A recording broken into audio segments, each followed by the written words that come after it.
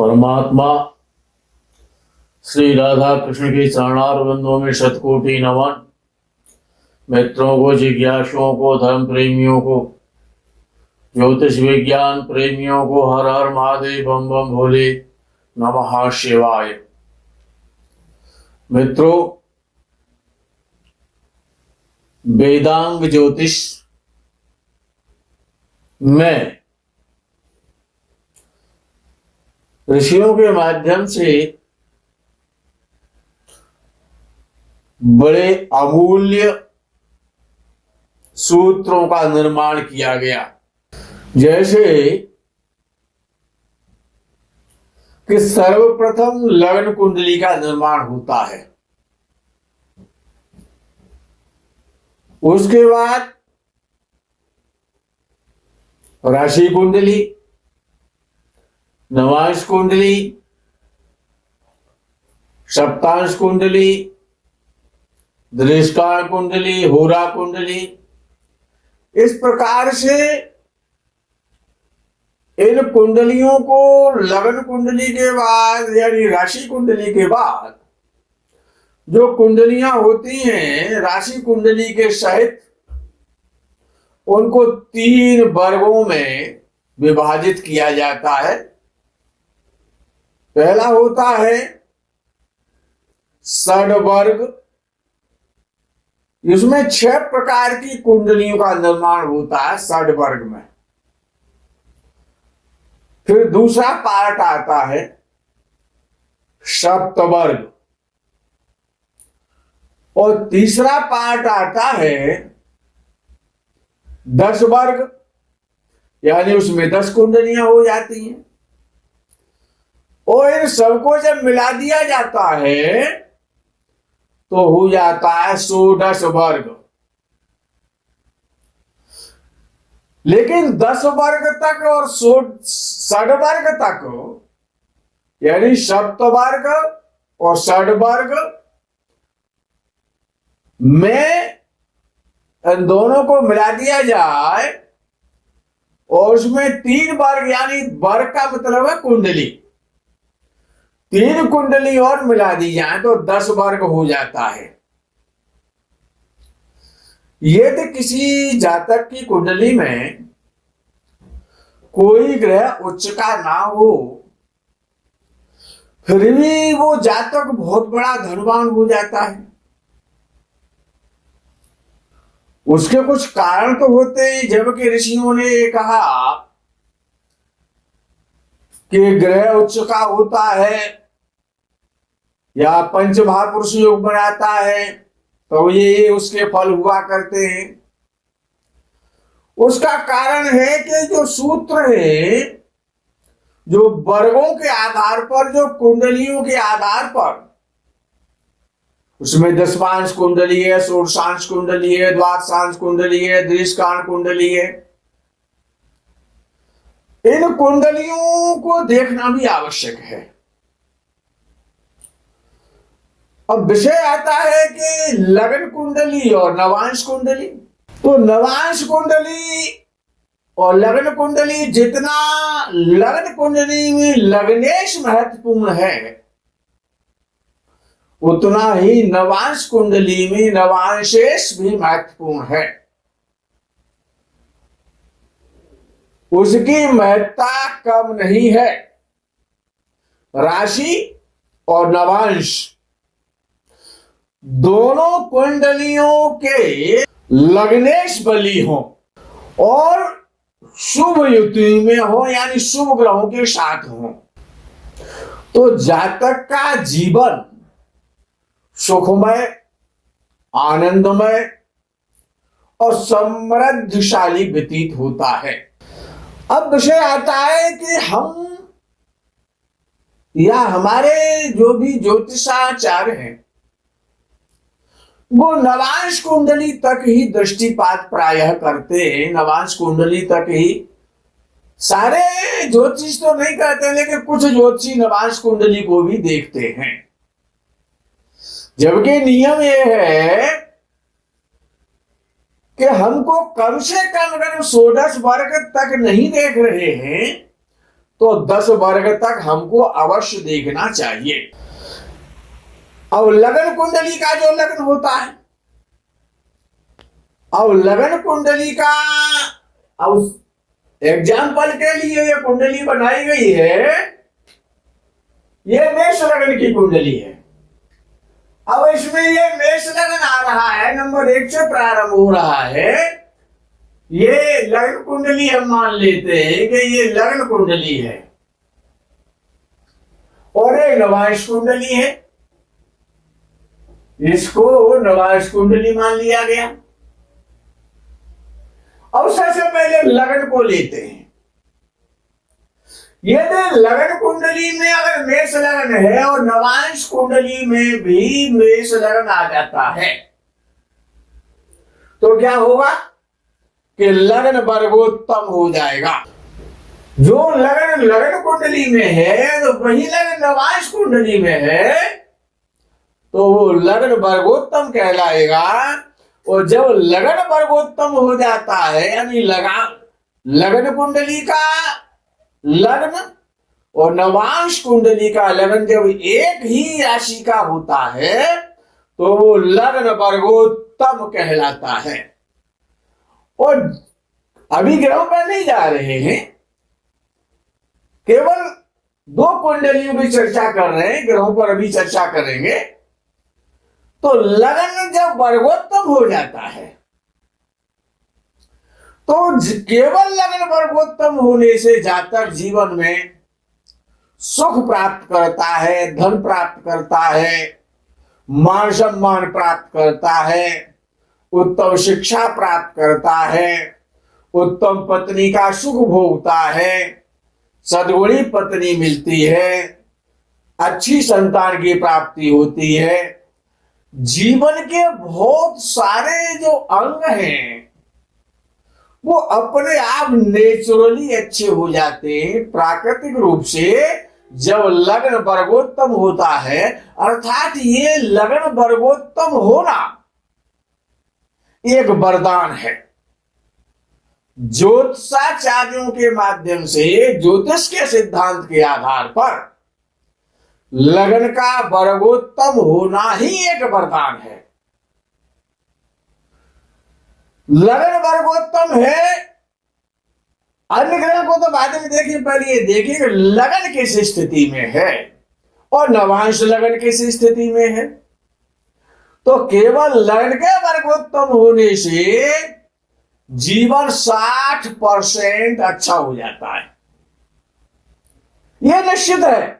ग्रह जो 9 ग्रह हैं वो तो बाद में चेक किए जाए, पहले हम लगन और नवांश कुंडली का लगन ही देख लें। यदि लगन वर्गोत्तम नहीं भी हो रहा है, यदि लगन वर्गोत्तम नहीं है, अब ये मेष लगन है लगन कुंडली में, और यहां पर यदि सिंह लगन भी हो जाता है, नंबर 5 का लगन हो जाता है, तो ये मित्र लगन हो गया, यानी मित्र नवांश हो गया ना, कि सूर्य और मंगल। तो लगन जो है वो मेष है, यानी कि मंगल का लगन है, और नवांश कुंडली में और सिंह लगन है, यानी सूर्य का लगन है। यानी नवांशेश और लग्नेश एक दूसरे के परम मित्र हैं। और जब इस प्रकार से भी अगर स्थिति होती है, तब भी 50% जीवन अपने आप नेचुरली अच्छा हो जाता है। ये सूत्र बड़े कामयाब सूत्र हैं। अब विषय बात करते हैं, लेकिन विषय ये है कि अगर अब ये मंगल लगन कुंडली का मालिक, और सपोज करो कि भाग्य स्थान में बैठा हुआ है मंगल भाग्य स्थान में बैठा हुआ है, धनु राशि का बैठा है, और यदि इसके साथ में बृहस्पति और बैठ जाता है, यानी कि मंगल और बृहस्पति की युति भाग्य स्थान में हो जाती है, तो लग्नेश को बड़ी पावर मिल जाएगी। एक तो वो लगन का स्वामी है, दूसरा भाग्य स्थान में बैठा है, तीसरा अपने मित्र राशि में बैठा है, चौथा वो अपने परम मित्र के साथ बैठा है, बृहस्पति के साथ बैठा है। तो ये भी स्थिति केवल जो लग्न की है, ये भी बड़ी महत्वपूर्ण है। देवीय कृपा से, देव कृपा से, पिता के माध्यम से, शिक्षा के द्वारा, ज्ञान के द्वारा भूमि का सुख है, भवन का सुख है, धन का सुख है, शरीर का सुख है, समस्त प्रकार के व्यक्ति को सुखों की प्राप्ति हो जाती है। अब इसी प्रकार से अब ये सिंह नवांश की कुंडली है। अब ये सिंह नवांश की कुंडली, और अब सपोज करो कि इसका ये स्वामी सूर्य और दशम भाव में बैठ गया, तो सिंह, कन्या, तुला, वृश्चिक, धनु, मकर, कुंभ, मीन, मेष और वृष राशि में बैठ गए। यहाँ पर नंबर 2 की वृष राशि आ गई, और यहीं पर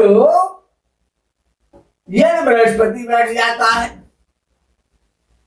यानी लग्नेश और बृहस्पति की युति हो जाती है दशम भाव में। तो ऐसा व्यक्ति उच्च पद प्राप्त करता है, सम्मानित होता है, यानी कि नवांशेष लगन का स्वामी और लगन कुंडली के लगन का स्वामी अगर ये पाप दोष में नहीं है, पाप पीड़ित तो नहीं हो रहे हैं, तो निश्चित रूप से जीवन के केवल इन 2 फैक्टरों से ही अनेक समस्याओं का समाधान अपने आप नेचुरली होता रहता है, और जीवन काफी सुखमय, आनंदमय और धनमय और सम्मान के साथ व्यतीत होता है। अब बात करते हैं कि एक होता है पारिजातांश, पारिजात संज्ञा ग्रह की हो जाती है, जिसे हम कहते हैं पारिजातांश, यानी ग्रह पारिजात अंशों में चला जाता है। अब पारिजात अंशों में कब जाता है ग्रह कि अगर ये मंगल धनु राशि में बैठा है, जब धनु राशि में बैठा है तो 5, 6, 7, 8 और 9, अगर ये मंगल यहां पर भी अगर धनु राशि में आ जाएगा तो वो बरगत्तम कहलाएगा।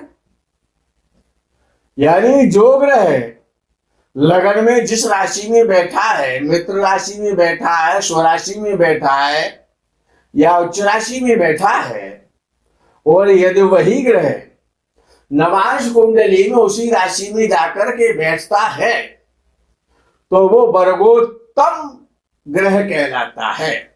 और वो ग्रह जो वर्गोत्तम नवांश में जो ग्रह होता है, जैसे कि एग्जाम्पल के लिए इस कुंडली में मंगल या भाग्य भाव में धनु राशि में बैठा है, या पंचम भाव में धनु राशि में बैठा नवांश कुंडली में, तो मंगल वर्गोत्तम कहलाएगा। वो जो ग्रह अगर वर्गोत्तम हो जाता है, अगर व्यक्ति के ग्रह 2 या 3 भी अगर वर्गोत्तम में हो जाते हैं नवांश कुंडली में जाकर के, तो निश्चित रूप से वो उच्च के समान फल देते हैं और जीवन के समस्त सुखों का जातक को भोग करने को मिलता है। जिसलिए मनुष्य का जन्म होता है, वो मनुष्यवत कार्य करता है, परोपकार की दृष्टि से कार्य करता है, समाज में उसका यश होता है, अच्छे माता पिता मिलते हैं, अच्छे काम करता है, सब कुछ अच्छा ही अच्छा हो जाता है। 2-3 ग्रह अगर वर्गोत्तम नवांश में हो जाते हैं तब। क्यों कहा यह जाता है कि जो ग्रह वर्गोत्तम नवांश में होता है वो उच्च के समान फल देता है, उच्च राशि का फल देता है, ऐसा ज्योतिष के विद्वानों का कथन है और मत है, वो ये अपने में सत्य है। अब विषय आता है कि एक होता है पारिजातांश, यानी कि ग्रह की पारिजात संज्ञा हो जाती है। पारिजात संज्ञा कब हो जाती है कि जो ग्रह लग्न कुंडली में जिस राशि में होता है, और यदि वही ग्रह होरा कुंडली में भी, नवांश कुंडली में नहीं, ये तो होरा कुंडली में भी अगर उसी राशि में रहता है, यानी कि वो ग्रह दो वर्गों में अपनी राशि में ही रहता है। जैसे कि मंगल, अब जैसे कि इसको हमने नवांश कुंडली मान, ये हमने इसको होरा कुंडली मान लिया, ऐसे नवांश शब्द को हमने हटा दिया, इसको हमने कहा कि अब ये होरा कुंडली है, ये होरा कुंडली मान ली। तो ये किसी का सिंह हो रहा है, सिंह लगन का हो रहा है, तो यहाँ पर कर्क लगन आ गया।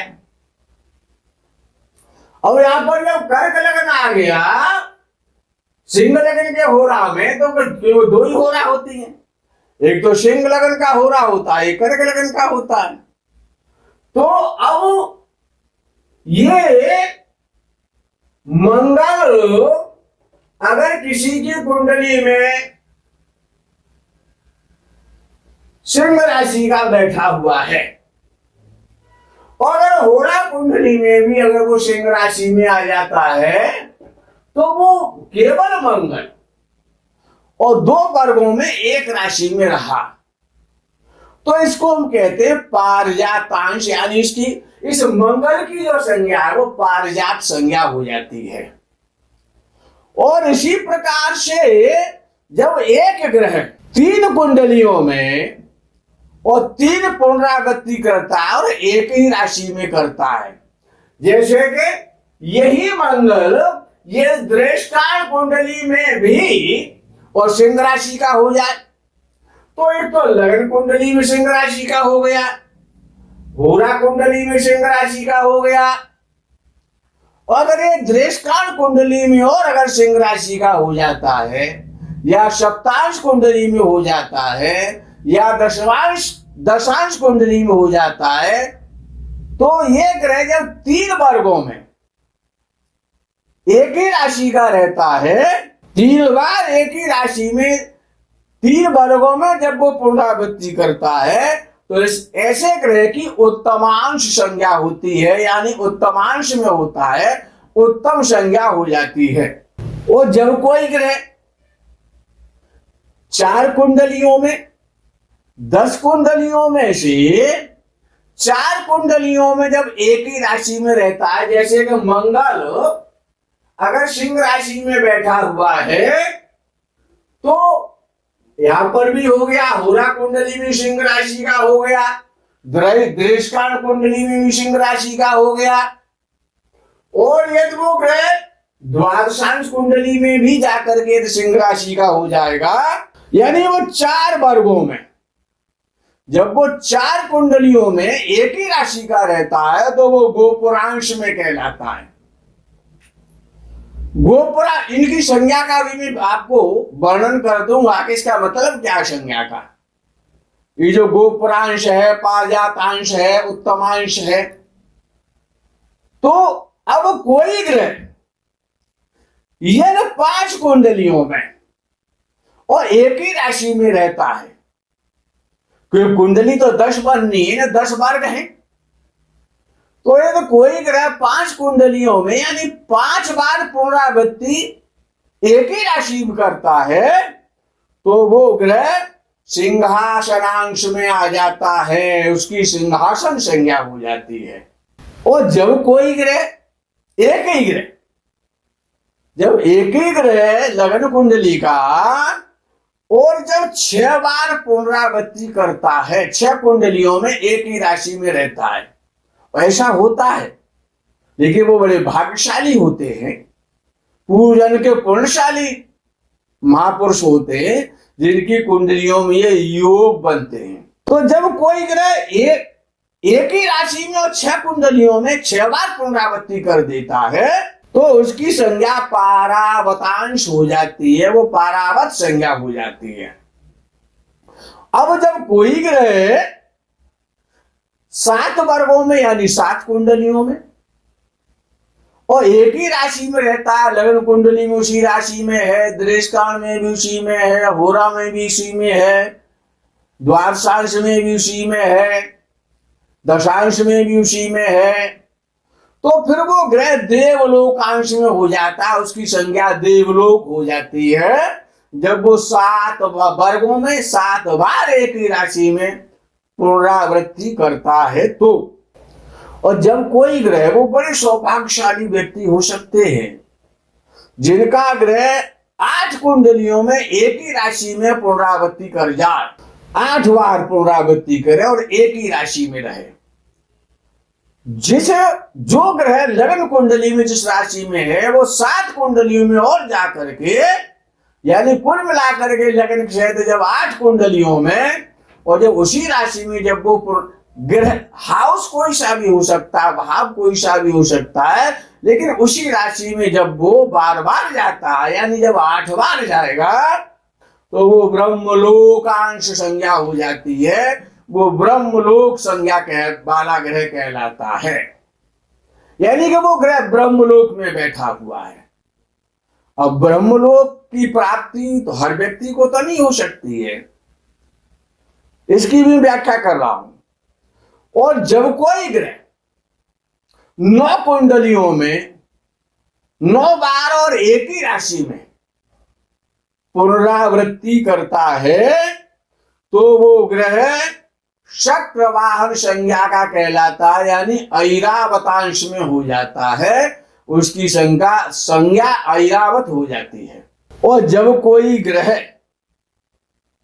ऐसा बहुत कम होता है, और जब हो जाता है तो या तो मुख्यमंत्री बनता है या फिर प्रधानमंत्री बनता है, या फिर इनमें से जब कोई नहीं बनता है तो बहुत बड़ा धनी बनता है, जिसको के इनसे ज्यादा सुख मिलता है। जब एक ही ग्रह 10 कुंडलियों में अर्थात 10 वर्गों में एक ही राशि में जब रहता है तो वो श्रीधाम संज्ञा हो जाती है। ये अंतिम धाम है श्रीधाम, श्रीधाम अंशों में चला जाता है। अब पहली संज्ञा है पारिजात। जो ग्रह 2 वर्गों में एक ही राशि में जब पुनरावृत्ति करता है तो वो पारिजात अंश में चला जाता है। और पारिजात अंश किसे कहते हैं, पारिजात किसे कहते हैं? पारिजात स्वर्ग का वृक्ष है। भगवान श्री कृष्ण अपने पटरानी और सत्यभामा के कहने से, उनके आग्रह पर, और स्वर्गलोक से लेकर के पारिजात को आए थे।